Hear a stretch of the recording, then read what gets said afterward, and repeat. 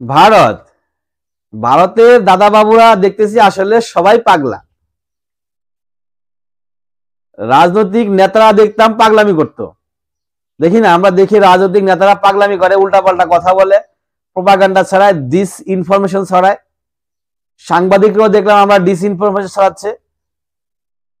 তো এখন আবার ওই যে সাধু বাবারা ওই ধরনের উল্টাপাল্টা কাজ করতেছে। ওরা তো সাধু না, ওরা তো ধর্ম নিয়ে পড়ে আছে, ধর্মগুরু। এই ধর্মগুরুদের ভিতর থেকে ডিস ইনফরমেশন আসা, ভুল তথ্য আসা, এটা কি কেউ আশা করতে পারে? আপনারা যে নাগা সাধুরা গঙ্গা স্নানে আসছে, গঙ্গা পাড়ে কিছুদিন পরে আমরা জানি অনুষ্ঠান আছে তাদের, বিশাল বড় গঙ্গা উৎসব হবে। তো সেই গঙ্গা উৎসবের জন্য এখনই তারা গঙ্গা পাড়ে ভিড় জমাচ্ছে। তো সেই গঙ্গা পাড়ে নাগা সাধুরা একটা ঘোষণা দিল, সেটা হচ্ছে যে 1 ঘন্টা তারা বাংলাদেশ দখল করে নেবে। বাংলাদেশ দখলকে তারা কি করবে? বাংলাদেশ দখল করে বাঙালিরা ভরণ পোষণ করবে, না খাবার দাবার দিবে, না কি করবে? তো এই নাগা সাধুদের এই ধরনের কথা শুনে সাধারণ যে হিন্দুরা আছে, যারা ওখানে সাধনা করতে আসছে, সাধারণ হিন্দুরা, তারাও অবাক।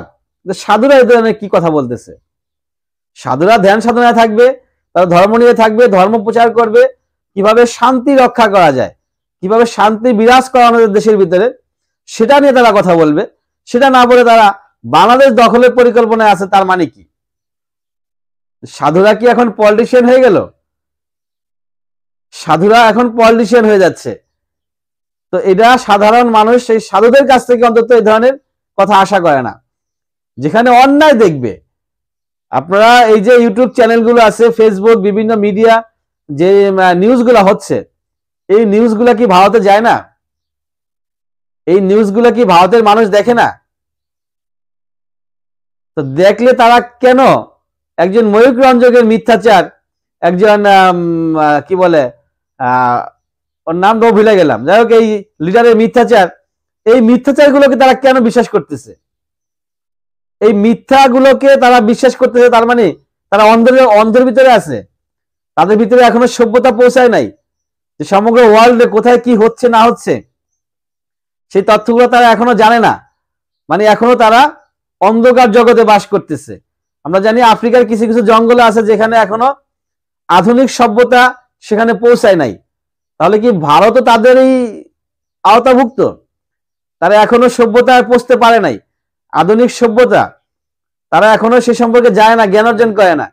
যদি জ্ঞান অর্জন করতো তাহলে তো অবশ্যই সমগ্র ওয়ার্ল্ডের নিউজ তাদের কাছে আসতো। বাংলাদেশ সম্পর্কে যে মিথ্যা প্রচারণাগুলো হচ্ছে, এগুলো কি তাদের ভিতরে নাই? আপনাদের দেখলাম চক্রবর্তী মিঠুন দাদা সিনেমা টিনেমা করে হয়তো বা, উনিও দেখলাম যে উনি এখন পলিটিশিয়ান, রাজনীতি করেন। ওনার মুখ থেকে এই ধরনের কথা শুনলাম যে বাংলাদেশকে রুখে দাঁড়াতে হবে। তার মানে উনিও সভ্যতার বাইরে আছেন, উনি এখনো সভ্য সমাজে প্রবেশ করেন নাই। কারণ তারা জানেই না পৃথিবীতে কোথায় কি ঘটতেছে। তার যে এরিয়া আশেপাশের প্রতিবেশী, সে শুধু তার প্রতিবেশীর কি ঘটতেছে সেটাই জানে, আর বাইরের কোথায় কি ঘটতেছে না ঘটতেছে ওয়ার্ল্ডের সম্পর্কে তারা জানে না। তো আমাদের মনে হয় যে ভারতের বিশ্ববাসীর কাছে একটা আমরা আবেদন জানাতে পারি যে ভারতের কাছে যেন সভ্য হওয়ার জন্য যা যা দরকার সেগুলো তারা পাঠায়। তাদের মিডিয়া দরকার আছে, তাদের ইন্টারনেট নাই মনে হয়, ইন্টারনেট ব্যবস্থা চালু করতে হবে। আরো যা যা দরকার সভ্য হওয়ার জন্য, আধুনিক হওয়ার জন্য, ওই জিনিসগুলো তাদের কাছে পৌঁছে দেয় যাতে ওরা আধুনিক হইতে পারে। যদি আধুনিক হয়েই থাকে তাহলে তো এই ধরনের উল্টাপাল্টা প্রোপাগান্ডা, ডিসইনফরমেশন, মিস ইনফরমেশন ছড়ানোর কোনো যুক্তিকতাই নাই।